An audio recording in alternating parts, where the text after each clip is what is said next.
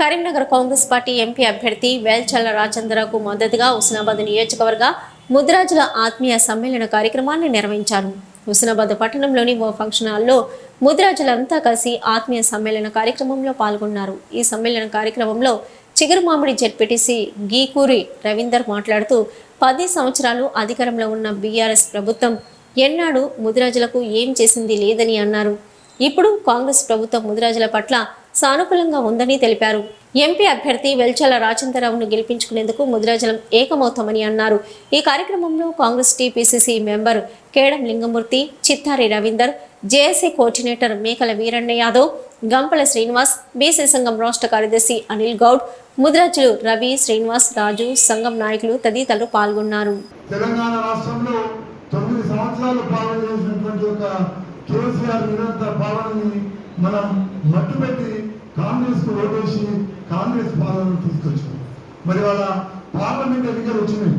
ఈ పార్లమెంట్ ఎన్నికలు వచ్చినటువంటి ఒక సందర్భంగా ఈ దేశంలో ఉండబోయేటువంటి ఒక ప్రజలు, ఈ రాష్ట్రంలో ఉండబోయేటువంటి ఒక ప్రజలు, అందులో అత్యధికంగా ఉన్నటువంటి ఒక బీసీలు ఏ పార్టీకి ఓటాలి అనేది మనం ఆలోచించవలసినటువంటి ఒక అతి ముఖ్యమైనటువంటి ఒక సమయం అనే విషయాన్ని మనం గమనించాలి.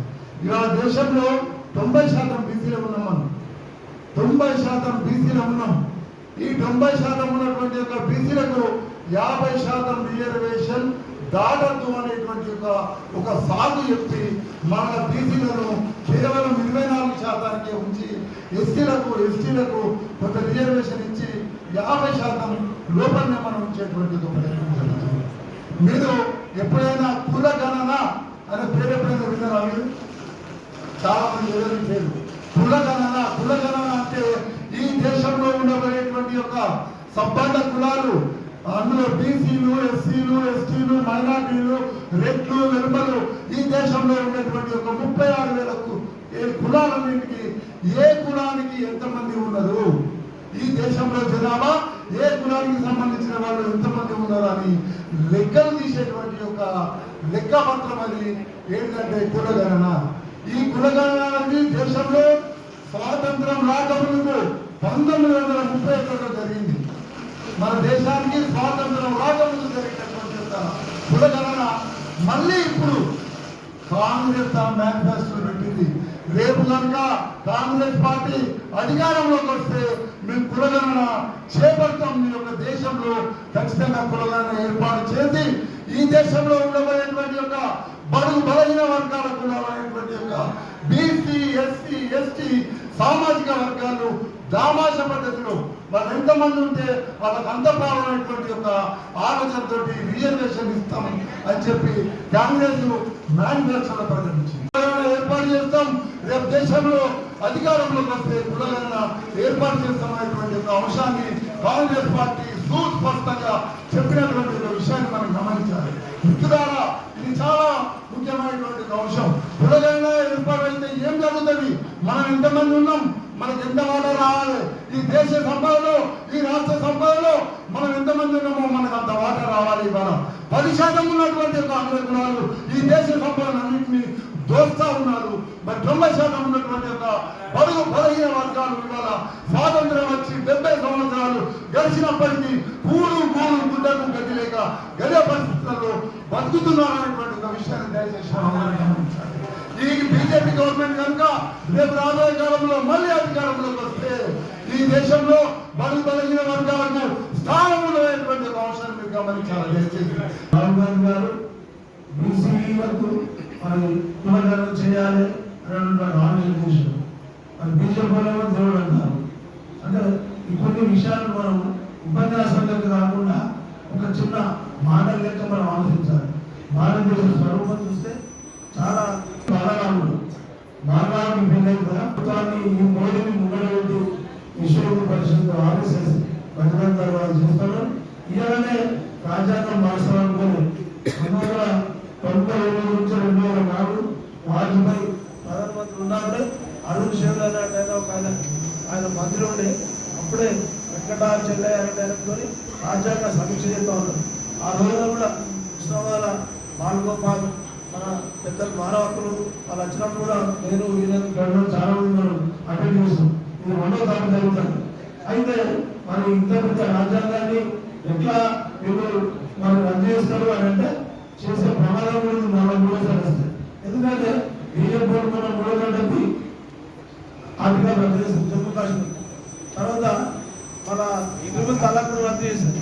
ఆ రెండు మన సంబంధాలు 10 సంవత్సరాల రాక్షస పాలన నుంచి మొన్ననే విముక్తి పొందాను. ఒక 4-5 నెలల కిందటే విముక్తి పొందాను.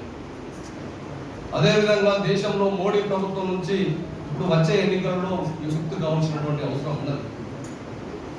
దేశ స్వాతంత్రం కోసము కాంగ్రెస్ పార్టీ కొట్లాడింది తప్ప ఎప్పుడు అప్పుడు బీజేపీ కానీ జనతా పార్టీ కానీ ఏ పార్టీ లేదు. కాంగ్రెస్ పార్టీ దేశాన్ని రక్షించింది.